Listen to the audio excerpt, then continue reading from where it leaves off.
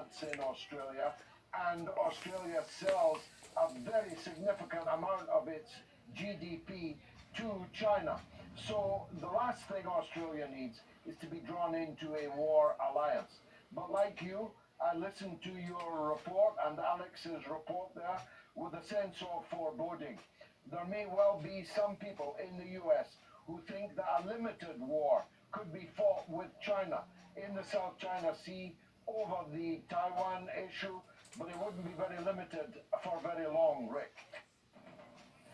We here on the News with Rick Sanchez are now reporting that two U.S. companies, as large or larger than many countries around the world, are teaming up with the U.S. government to manufacture military hardware. Think about that. In other words, some of these bigs, I'm talking big companies, are going to be getting bigger, and the government, the U.S. government, the Pentagon in particular, is going to be providing them the contracts to do so. That's important. Here is NRS correspondent Farron Franzak, who puts it all together for us. So who are these companies, and what is this contract that they've gotten with the government? So first, Rick, let's talk about Microsoft. They just scored a $22 billion deal where they're going to be making these virtual reality headsets for the military. Now, we have to backtrack this. They've gotten 3 contracts with the Pentagon in just 3 years. The first one being in 2018, they won a contract for $480 million for their integrated virtual augmented systems, or IVAS. These are the headsets that are used in battle, and what these headsets do is they can see the hologram of the terrain, they can see thermal imaging, so if soldiers, if there is a dark corner, they can see somebody around the corner through the thermal imaging. Also, they can help take aim for weapons.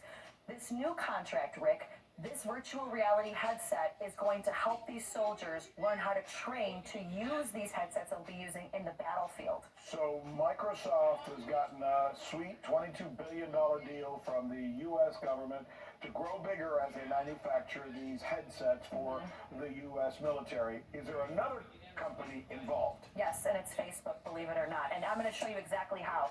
Take a look at this. So you had Xbox and Microsoft. They were originally paired together. Their contract ended in July of 2020, coincidentally. Microsoft then went with Facebook Gaming for those that own an Oculus headset. Facebook is now partnered with Microsoft. They make these headsets in conjunction. Microsoft just gets this deal with the Pentagon for $22 billion again. While Facebook Gaming is not directly with the Pentagon, they're inadvertently, by way of Microsoft, connected to the Pentagon, which then leads us to this, Rick. You now have Amazon and Facebook. They are now the top lobbying spenders in the United States. They just outpassed. So let's break this down for our viewers. The government gives them a contract for billions of dollars. That makes them bigger. And what do they do with that money? They hire lobbyists. And what do those lobbyists do? They knock on the government's door for another contract to make them bigger. And what do they do with that money? They hire lobbyists. And what do the lobbyists do? They knock on the government's door to... This is a wrap. This is so circular. Those companies will only get bigger and bigger and bigger and swallow up the entire competition in the entire planet. I'm sorry. It seems to me almost like it's collusion. And before, the number one lobbying spenders were defense companies, Raytheon, Lockheed Martin, now being surpassed by Amazon and Facebook. Riddle me that, Rick. No, it's a fascinating conversation. Just how big can you get before you're bigger than your own government, which seems to be happening with the Microsofts and the Facebooks and the Amazons. Right. Thanks, Farron. Good conversation. So Ronald Reagan